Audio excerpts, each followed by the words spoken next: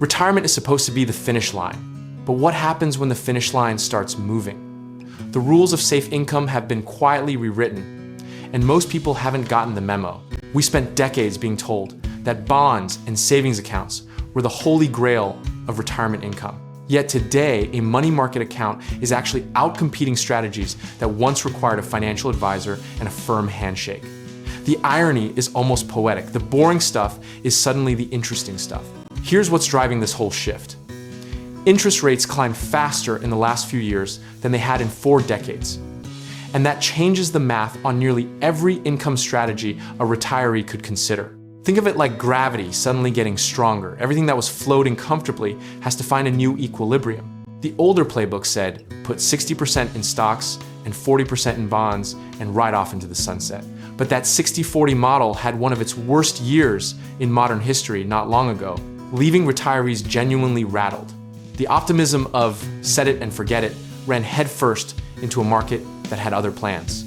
Psychologically, that kind of whiplash does something to people. It makes even the most disciplined savers start to question everything they thought they knew.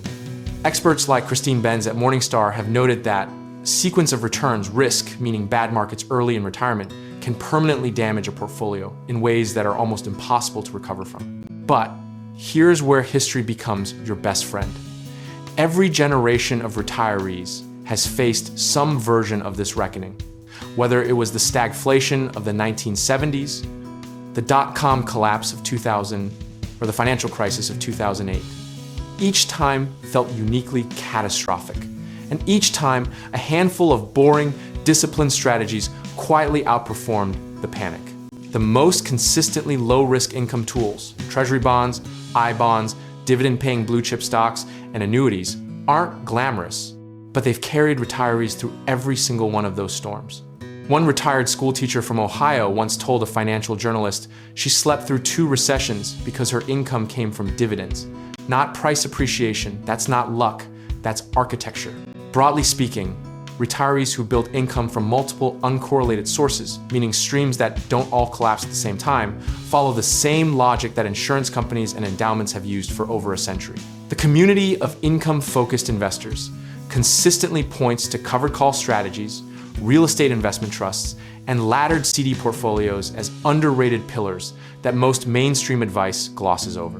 One massive misconception worth dismantling is the idea that annuities are always a trap or a ripoff.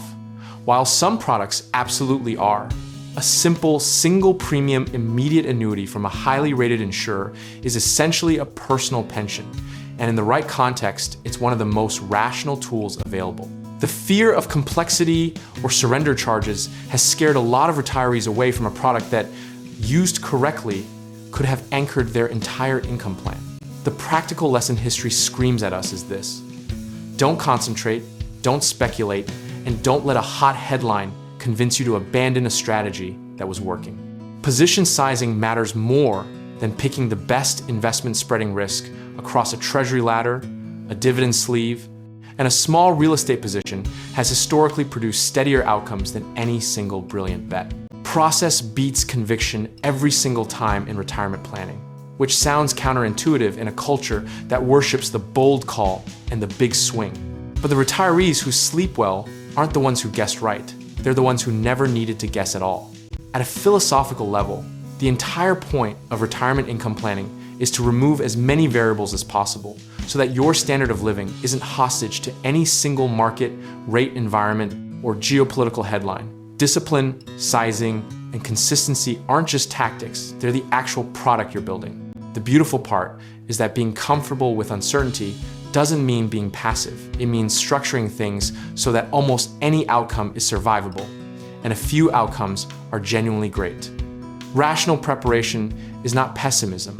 It's the quiet confidence of someone who did the work before the storm arrived.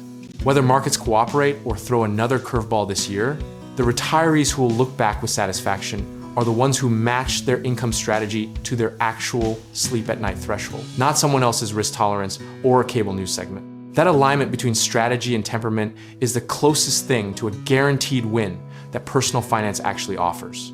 And if you're ready to take the next step, whether that means exploring real estate investing for passive income, finding reliable home contracting work, or connecting with lenders who understand your retirement goals, check out our links in the description below.